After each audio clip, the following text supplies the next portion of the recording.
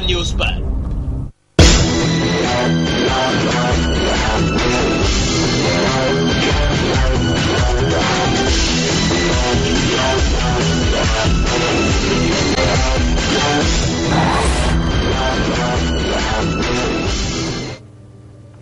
बड़ी मुश्किल से आप पाई जमा करते होंगे, बैंक में उन्हें जमा करके रखते होंगे ताकि आपका पैसा सुरक्षित रह सके।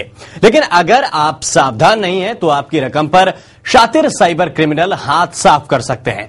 आपको बताते हैं कि कैसे रह सकते हैं आप सावधान, जिससे आपकी रकम रहेगी सुरक्षित।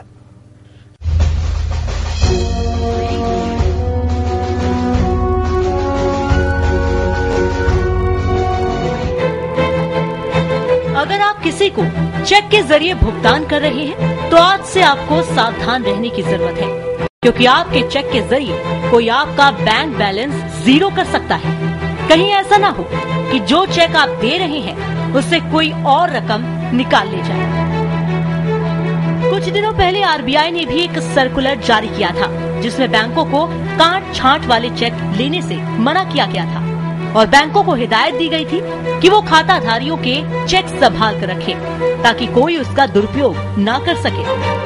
इतना ही नहीं, चेक के सही इस्तेमाल के लिए बैंकों को अपने ग्राहकों को दिशा निर्देश देने के लिए भी कहा गया था। चेक में किसी प्रकार की कोई काट छाट ना हो, चेक में किसी प्रकार की ओवर राइटिंग न करें, चेक में अगर किसी तरह के बदलाव की जरूरत हो तो दूसरा चेक काटे, चेक में दोहरी लिखावट ना लिखें, चेक सावधानी से और आराम से भरें ताकि गलती की गुंजाइश न हो। अपना चेक बुक हमेशा संभाल कर रखें। बैंक में किसी कर्मचारी को चेक न दें, हमेशा चेक ड्रॉप बॉक्स में ही डालें। एटीएम के चेक ड्रॉप बॉक्स का इस्तेमाल करते हुए सावधानी बरतें। अगर आप इस तरह से सावधानी बरतेंगे तो आप ऐसे ठगों के चंगुल में जाने से कुछ हद तक बच सकते हैं। आजकल बैंक की जगह balance transfer, ATM to ATM transfer और डेबिट कार्ड के प्रचलन को बढ़ावा मिल रहा है। आप भी सावधानी पूर्वक मनी ट्रांसफर के नए तरीके इस्तेमाल कर सकते हैं, जिससे आप चेकबुक के जरिए किसी ठगी का शिकार होने से बच सके। ये रिपोर्ट चैनल वन न्यूज।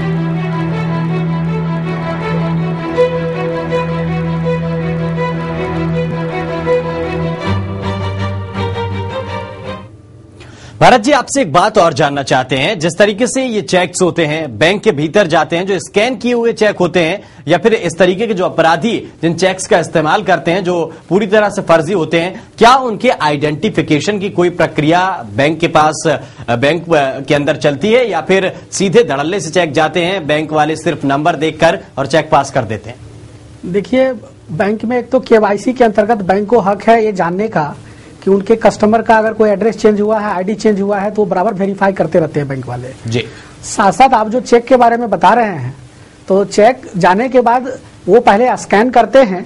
अब तो लगभग सारे बैंकों ने स्कैनिंग सिस्टम जारी कर दिया है, और वो सिग्नेचर मिलाते हैं, चेक नंबर देखते हैं और आपका अमाउंट देखते हैं। ये तीन चीज पे ही उनकी मेन निगाह होती है। तो इसमें जो बैंक में जो एक अभी हो सकता था कि एक वेरिफिकेशन मेथड हो सकता है, जैसे आज मोबाइल बैंकिंग होने से अब कोई भी चेक क्लियर होता है या कोई अमाउंट आता है तो आपको तुरंत मैसेज आता है जी। तो होना ये चाहिए कि अगर आपको तुरंत मैसेज आया और अगर आपको ऑब्जेक्शन हो तो मैसेज आने के 3 घंटे के बाद डेबिट होना चाहिए। बिल्कुल। अगर आपको मैसेज आया कि 10,000 डेबिट हो गया इस अकाउंट के चेक के अगेंस्ट, तो आपको पावर होना चाहिए कि आप उसको स्टॉप कर सकें अगर वो आपने नहीं जारी किया है तो। बिल्कुल। तो एक तो मोबाइल बैंकिंग की जो सुविधा है उसको और ज्यादा बेहतर करने की जरूरत है, और साथ साथ एसएमएस पहले भेजा जाए और अमाउंट बाद में डेबिट हो, इससे बचा जा सकता है।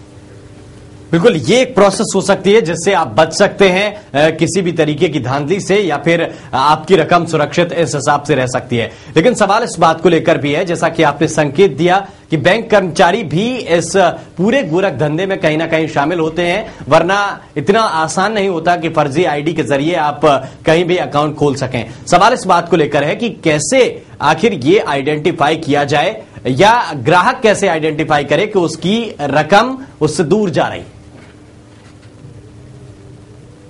भारत जी। हाँ, देखिए, ये तो तभी संभव है कि जब हम जो वर्तमान में जो सुविधाएं, खास करके इंटरनेट है, आपका मोबाइल बैंकिंग है, आपका SMS है, तो इन सारे को जब हम आपस में जो लगभग आज के डेट में जुड़ चुका है, तो जब तक उस तीनों टेक्नोलॉजी को अगर एक साथ बैंक यूज नहीं करेगा जी। और इसमें जो एक आप दिखा रहे थे, जो आप अवेयर कर रहे थे, जो सबसे बड़ा एक फॉल्ट है हमारे सिस्टम में जी। कि हमारे यहाँ ट्रेनिंग का कोई इंतजाम नहीं है। अगर आपने बैंक का अकाउंट खुलवाया और नई टेक्नोलॉजी अगर आ गई है या कोई नई सुविधा आ गई है, तो वो कस्टमर को, कोई भी बैंक का ऑफिसर हो, प्राइवेट हो या सरकारी, वो लोगों को अवेयर नहीं करते, वो लोगों को एजुकेट नहीं करते कि हाउ टू, आप कैसे बच सकते हैं। ये काम भी मीडिया और आपके जैसे लोग कर रहे हैं। तो एजुकेशन का, ट्रेनिंग का कोई सिस्टम हमारे यहाँ नहीं है। अब जैसे देखिए, आप इंटरनेट बैंकिंग या मोबाइल बैंकिंग को हम लोग प्रमोट कर रहे हैं जी। तो अभी इंटरनेट बैंकिंग जो मेनली साइबर क्राइम जिसको असली कहेंगे जी, कि जो आज के डेट में आपको अक्सर मेल आते हैं कि आप अगर अपना पासवर्ड भूल गए हैं तो आप अपना यूजर और पासवर्ड यहाँ डालें, इस तरह के आपको अक्सर स्पैम मेल्स आते हैं और कई लोग जल्दीबाजी में अपना यूजर पासवर्ड उसमें डाल देते हैं जी। इससे उनका अकाउंट हैक हो जाता है। अब ये जानकारी बैंक को चाहिए कि अपने हर कस्टमर जो ऑनलाइन बैंकिंग यूज कर रहे हैं उनको अकाउंट खोलते समय ये बताए कि ये सब जो है इस तरह से हैकिंग हो रही है और आप अगर ऑनलाइन लेने जा रहे हैं तो आपको इन सब चीजों से बचने की जरूरत है। तो एजुकेशन का सिस्टम नहीं है। आप जैसे चेक की घटना घटी तो आपको लगता है कि सारे बैंक अपने कस्टमर को इन्फॉर्म करेंगे कि इस तरह से घटना घट रही है और ये सब प्रिकॉशन है जो आप लेके बच सकते हैं। ऐसा कोई मतलब सिस्टम नहीं है। हम मीडिया या अखबार यही लोग बचा रहे हैं लोगों को। मतलब लेकिन एक बात और, जैसा कि आपने कहा कि एजुकेशन तो दूर की बात है, बैंक्स के अंदर अगर इस तरीके की घटनाएं होती हैं और मान लीजिए कि फला बैंक में से इतनी रकम ट्रांसफर हुई है, तो बैंक तो ये बचाने में लग जाते हैं कि कम से कम ये खबर लीक ना हो कि इस बैंक से ये रकम ट्रांसफर हो रही है। अपने ग्राहकों को बचाने की जगह वो अपनी इमेज सुधारने में लग जाते हैं। हाँ, बिल्कुल सही बोले कि अगर किसी का हो गया है तो वो लोगों को अवेयर करने की बजाय इस घटना को छिपाने में, उसके कारण से क्राइम और बढ़ता है।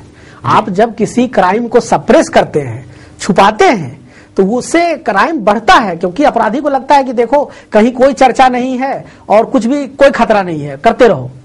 लेकिन जब उसी घटना को आप लोगों को अवेयर करना शुरू कर देते हैं तो क्रिमिनल को भी डर लगता है कि अरे अब हर व्यक्ति जागरूक हो रहा है, अब सब जान गया है। तो कोई भी जो नए ट्रिक्स आते हैं, एक प्रकार का ये ट्रिक्स ही कर सकते हैं आप, तो कोई भी जो ठगी और कोई भी जो चालबाजी होती है वो तभी तक चलती है जब तक लोग उस चालबाजी को नहीं जानते हैं। जब सब लोग जानने लगते हैं तो ठगी प्रैक्टिस से खत्म हो जाती है, फिर कोई नई ठगी की इजाद हो जाती है तब तक। बिल्कुल, लेकिन एक आपने अभी संकेत दिया कि चेक बुक का ये सिस्टम बहुत पुराना है और बेहद आसान है, जो कि क्रिमिनलों की नजर में भी है और आम आदमी भी इसे अब काफी हद तक समझने लगा है। लेकिन और क्या क्या ट्रिक्स हो सकती हैं जो साइबर क्राइम में, जिनसे लोगों को बचना चाहिए? हाँ बिल्कुल, साइबर क्राइम पर जो है बहुत ज्यादा अवेयरनेस की जरूरत है। उसमें से मैं जो अभी कॉमन प्रैक्टिस में चल रहा है, जो कि हैकिंग का जो मेन अभी ट्रिक्स है, आपको अक्सर ये मेल आ सकता है कि आप अपना पासवर्ड भूल गए हैं या आपका ऑनलाइन बैंकिंग अकाउंट जो है स्टॉप कर दिया गया है या आपके ऑनलाइन बैंकिंग को खतरा है, कोई हैक करने की कोशिश किया है, तो आप अपने अकाउंट को बचाने के लिए अर्जेंटली अपना यूजर और पासवर्ड यहाँ वेरीफाई करें जी। तो इस तरह कभी भी किसी भी प्रकार का मैसेज कुछ भी हो, अगर इंटरनेट का कोई भी सोर्स अगर आपसे यूजर और पासवर्ड मांग रहा है जी, तो हमेशा उसको डाउट करना है। किसी भी हालत में किसी भी मेल के जवाब में अपना यूजर पासवर्ड बैंक का ना दें, अगर आप इंटरनेट बैंकिंग यूज करते हैं तो। सेकेंडली, जब आप कहीं से भी कोई खरीदारी करते हैं, क्योंकि अभी जिस तरह से ऑनलाइन ई कॉमर्स का मार्केट बढ़ रहा है, तो लोग धड़ल्ले से ऑनलाइन बैंकिंग यूज कर रहे हैं। बिल्कुल। और क्रेडिट कार्ड भी काफी यूज कर रहे हैं। बिल्कुल। तो उसमें एक सावधानी रखनी है कि जब आप पेमेंट करते हैं तो पेमेंट करते समय कई बैंकों के ऑप्शन में होता है वर्चुअल कीबोर्ड जी। तो आप अपना पर्सनल कीबोर्ड यूज करने की बजाय आप वर्चुअल कीबोर्ड का इस्तेमाल करें, खास करके यूजर और पासवर्ड को डालते समय। उसका फायदा यह है कि जब आप वर्चुअल कीबोर्ड का इस्तेमाल करते हैं तो उसका जो कोई भी लॉग नहीं बनता आपके कंप्यूटर में, तो कोई भी हैकर जो हैक करता है वो लॉग के थ्रू ही करता है कि आपने कौन सा की दबाया। हैकर्स से बचने की जरूरत है और सावधानी कहा जाता था। पहले जब सड़क से यात्रा करते थे तो कहते थे सावधानी हटी और दुर्घटना घटी, लेकिन साइबर क्राइम में भी आपको बचने की जरूरत है और हर कदम बहुत सोच समझकर उठाने की जरूरत है, क्योंकि सवाल आपकी जीवन भर की पूंजी से जुड़ा हुआ है। बहुत बहुत शुक्रिया भारत भूषण जी, आपका हमारे इस कार्यक्रम में जुड़ने के लिए, हमारे दर्शकों को इतनी कीमती जानकारी देने के लिए। उसी के साथ इस खास कार्यक्रम में अभी के लिए इतना ही। मुझे दीजिए इजाजत। नमस्कार।